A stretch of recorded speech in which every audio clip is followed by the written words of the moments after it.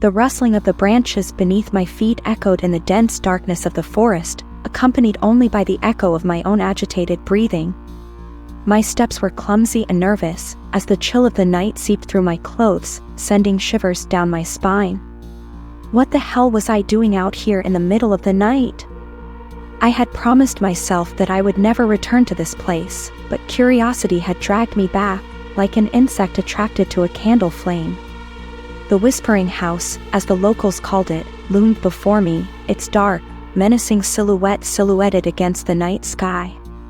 With each step closer, I could feel a knot in my stomach, an uneasy feeling that intensified with each breath. But something inside me was urging me forward, into the abyss of the unknown, where the darkest secrets awaited in the shadows. I cautiously pushed open the rusty door of the house, which groaned with a plaintive whine as if it were alive. The interior was shrouded in a darkness so thick it seemed palpable, as if it could reach out and pull you into the unknown at any moment. The only light came from the moon, which filtered through the broken windows, casting dancing shadows on the worn walls.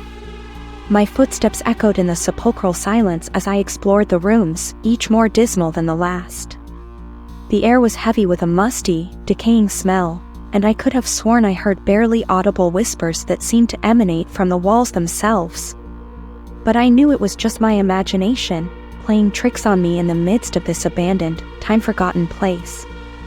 Finally, I came to a room at the end of the hallway, whose door was ajar.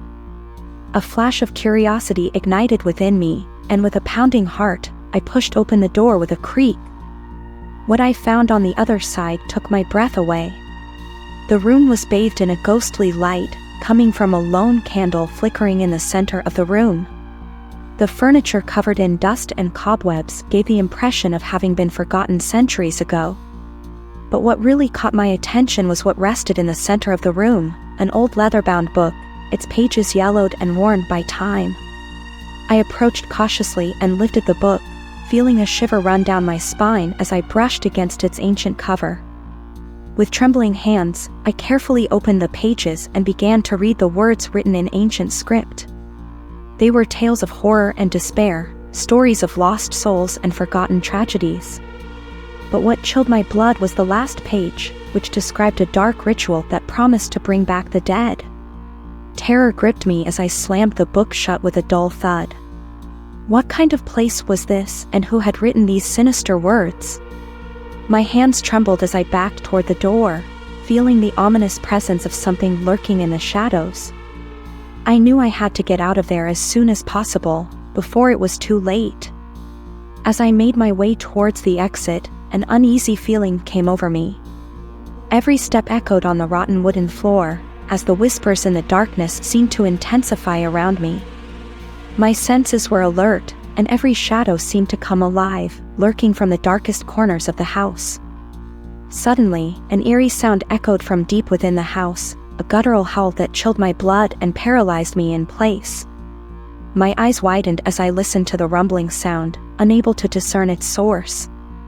It was as if the walls themselves were groaning in pain, as if the house was alive and suffering. Fear gripped me, and I ran for the exit with my heart pounding in my chest. Every step was a struggle against the darkness that threatened to swallow me whole. Finally, I reached the door and pushed it with all my might, stepping out into the moonlight with a sigh of relief. But when I looked back, I saw something that froze my heart in my chest. The shadows in the windows of the house were twisting and contorting, taking on grotesque shapes that writhed and writhed in the darkness. I knew then that I would never return to that cursed place again, but the nightmares of that night would haunt me forever. After fleeing the House of Whispers, I found myself wandering the dark streets of the city, with the nagging feeling that something was following me. Every shadow seemed to move, every whisper of the wind echoed in my ears like an echo of the horrors I had just witnessed. I decided to take refuge in a small cafe on the edge of town, hoping to find some solace in a hot cup of coffee and the comforting presence of other people. But even there, the feeling of unease persisted, as if the terror of the Whispering House had latched onto me and refused to leave me alone. As I sat at the table, trying to calm my nerves with the comforting warmth of the drink, my eyes fell on a newspaper left on the counter. The large letters on the front page announced a macabre news story: mysterious disappearance at the Whispering House. My heart stopped in my chest as I read the article, which detailed the disappearance of several local residents who had entered the house and never returned. A shiver ran down my spine as I dropped the paper on the table and hurried out of the cafe. I knew then that what I had witnessed was not just a hallucination caused by fear, but something far more sinister and real. The House of Whispers had claimed another victim, and now I was trapped in its web of darkness and terror. I decided to return home, but each street I walked down seemed darker and more twisted than the last. Each shadow lengthened and twisted in my way, and whispers in the night seemed to follow me every step I took. Fear gripped me with each passing moment, and I knew I would find no shelter until I discovered the truth behind the House of Whispers. Finally, I reached my house and entered it with trembling hands. Every room seemed permeated with a sense of unease, as if the very air was charged with the darkness I had experienced in the abandoned house. I closed the curtains and curled up in my bed, trying to find comfort in the comforting embrace of the blankets. But even there, the fear persisted, and I knew I would find no peace until I faced the creature lurking in the darkness. I decided to arm myself with whatever I could find in the house and return to the House of Whispers, determined to unravel the mystery and rid my city of its evil influence. With a heart full of determination, I headed once again toward the abandoned house, ready to face whatever awaited me inside. I knew the danger was real and that I might not make it out alive, but I also knew that I could not allow the terror of the House of Whispers to continue to haunt my city and its inhabitants. As I entered the House of Whispers for the last time, I found myself facing a startling revelation. Instead of monsters lurking in the shadows, I encountered a group of trembling, disoriented people. Among them, I recognized some of the missing people who had been reported in the news. It turned out that the House of Whispers was much more than just a haunted place. It was a refuge for those who did not fit into society, those who had been rejected and marginalized by the community.